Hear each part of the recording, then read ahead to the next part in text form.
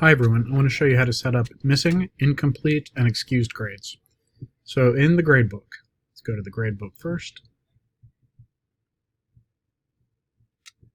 We will need to go into options, the gearbox up here, and we'll scroll down to grading codes. I've already put them in, I'll take them out. So you'd want to add a grading code. Let's make the first one excused. We'll put in a cap E, and you'll note that there's no value and no calculation done. The gradebook's not expecting any numbers. So let's put in another grading code. Let's do incomplete. Put in a cap I. Now, when you put an incomplete in the gradebook, it will get a 0 and it will be calculated. And the last one will be missing.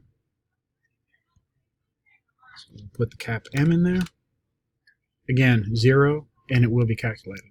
So we got E for excused, I for incomplete, M for missing. Let's save that guy. Now we can close. Alright, let's say Devin got an incomplete on this assignment. I put the I in, and there we have it.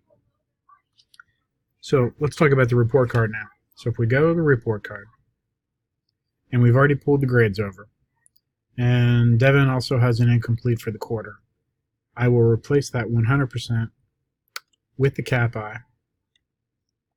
Now it will say invalid grade, but it will stay if you put in or if you click save. I don't know if this is the best way to do it, but this is the only way we know right now. Regarding comments, right up here, you can click comments. And for Devin, I can write he has a missing grade. Okay. Enter to save. And then click the save button. And that's everything. Thanks.